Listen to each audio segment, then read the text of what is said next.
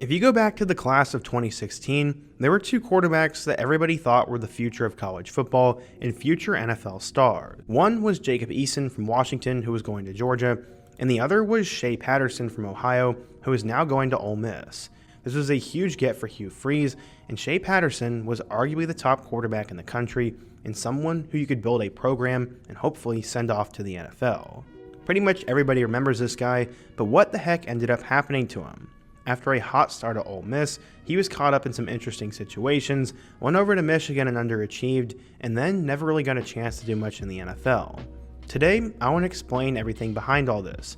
We're to go through the complete rise and fall of Shea Patterson, talk about his crazy rise to 5-star status, his college career, and what ended up happening to him. But before we get started, if you're a big fan of college football, be sure to subscribe to the channel, leave a like if you want to support today's video, and let me know what player, team, topic, or situation I could cover next. Now let's get started and talk about what happened to Shea Patterson. Going back in time, Shea Patterson was born in 1997 in Toledo, Ohio.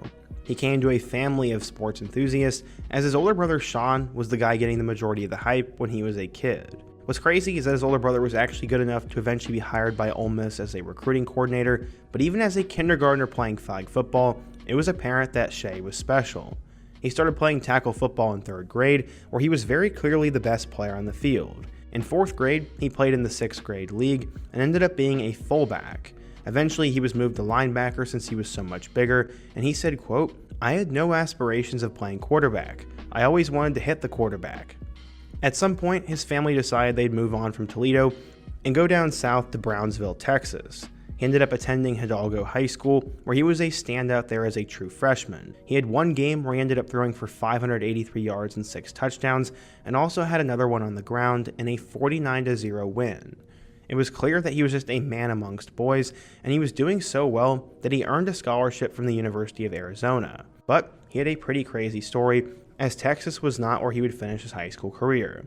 In fact, he would transfer to 2 more high schools before he'd ever play it down in college. His dad got a new job in Shreveport, Louisiana, and this would happen right before his sophomore year.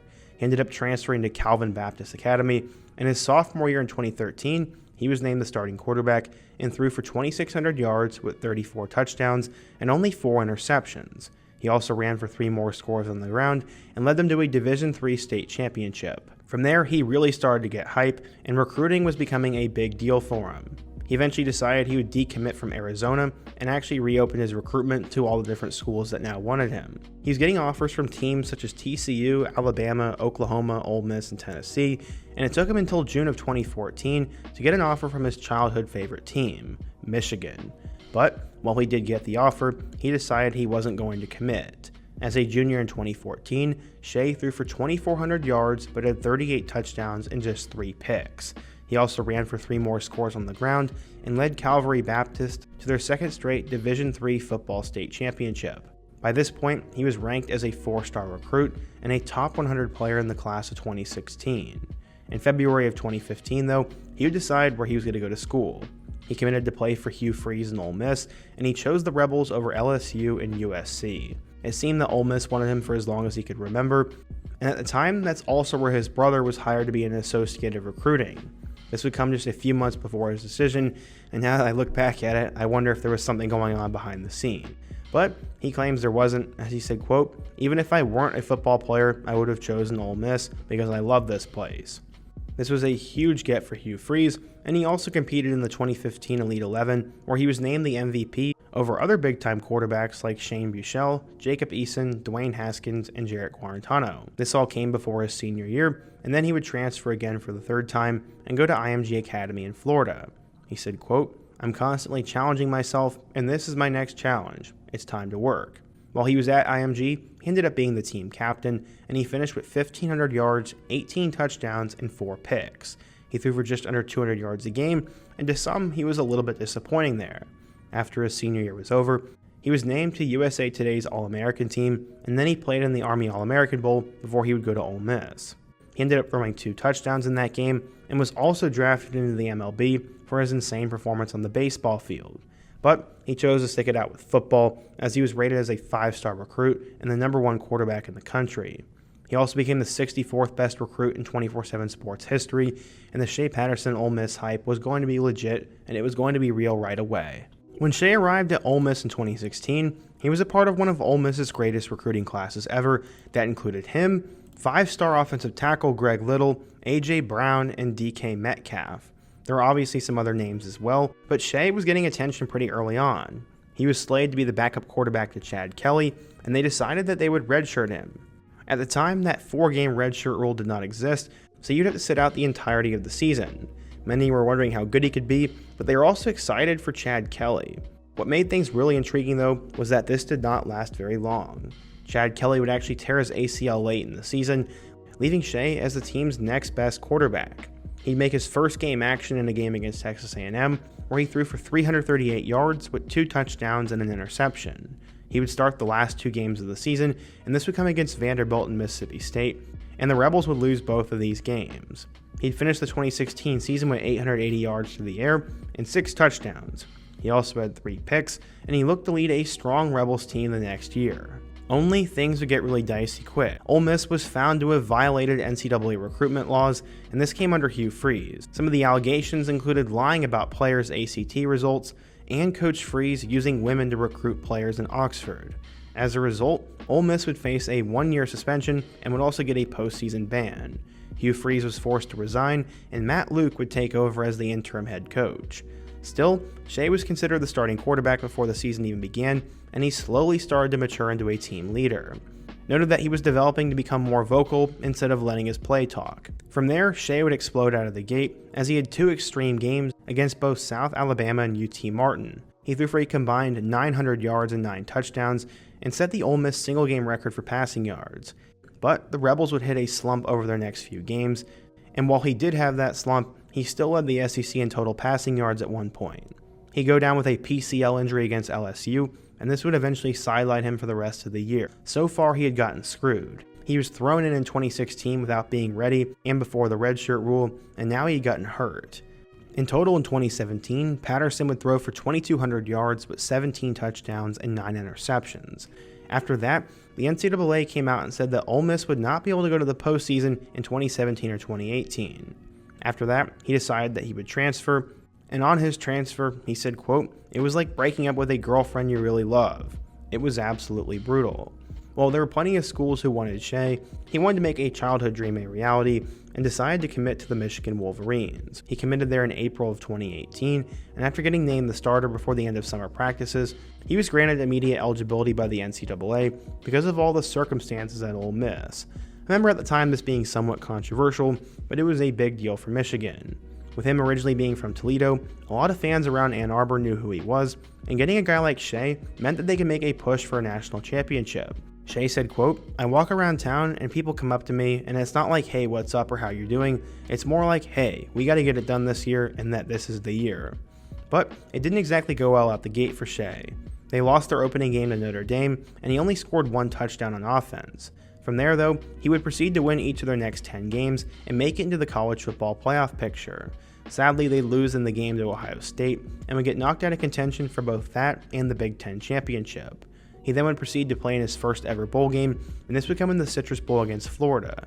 He said, quote, "I'm looking forward to it, and I've had a great time all week. It's my first bowl week, so it's obviously been exciting." In 2018, Patterson was good, but also somewhat underwhelming. He threw for 2,600 yards with 22 touchdowns, and also had 7 picks with 273 yards on the ground and 2 scores. The next season in 2019, Michigan would once again attempt to make a push for a national championship. They brought a new offensive coordinator, Josh Gaddis, and the offense definitely seemed to take a step back at first.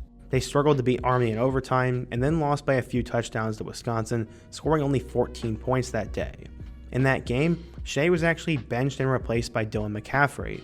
After the Wisconsin game, the Wolverines looked to get back on track, as they then beat Rutgers 52-0 and then survived Iowa by a touchdown. The Wolverines would lose to Penn State, beat Notre Dame, and then lose to Ohio State to end the year at 9-3. It was a little bit worse than their previous campaign, and they would eventually play Bama in the Citrus Bowl and lost that one as well. Shea finished with a slightly better stat line in 2019, throwing for 3,000 yards with 23 touchdowns and 8 picks, and 5 more scores on the ground. By this time, he was considering playing one more year at Michigan, but then decided against it. He said, quote, "I couldn't really find out until early February or even maybe late February if I would get a fifth year at all. That was a huge risk, and I would have had to pass up the Senior Bowl. I would have also had to pass up training," and then he decided to declare for the 2020 NFL Draft. Despite how good he was in high school and college, NFL scouts were not convinced of Shea Patterson as an NFL player. He was not selected in the 2020 NFL Draft, while other quarterbacks such as Nate Stanley, Cole McDonald, and Ben DiNucci were. Most of this came down to his lack of size for his frame. He measured in at 6'1" and 212 pounds, and without much frame to improve his arm on, NFL scouts didn't really see him doing much at the next level. Some scouts worried if he even had a strong enough arm to compete to begin with, and there was also a lot of worry that he was mainly a scheme quarterback relying on run-pass options and play action. That was not going to cut it in the NFL, but he would sign with the Kansas City Chiefs as an undrafted free agent. He didn't end up surviving summer workouts, and then was cut before the season even started for the likes of Chad Henne and Matt Moore. After failing to make their practice squad, he had to look for other opportunities. After spending some time in the Spring League, he was signed by the BC Lions of the CFL in 2021, but then was cut before he could play in any game. He then ended up signing a short deal with the Montreal Alouettes and ran for 18 yards in 5 games. After that, he was once again released, and then he got new life. He was drafted first overall by the Michigan Panthers in the USFL, and he was their guy in 2022. Sadly, after playing really poorly, he ended up getting cut, and then was picked up by the New Orleans Breakers in the same league. In total in the USFL, Patterson threw for just under 1,000 yards with 4 touchdowns and 5 picks. In February of 2023, he once again signed in the CFL, this time with the Saskatchewan Roughriders. Sadly, he only managed to throw 6 passes, and he's mostly been used as a red zone running quarterback. He ended up having 2 touchdowns. What's really sad is that he's still trying to scrap and claw and make it.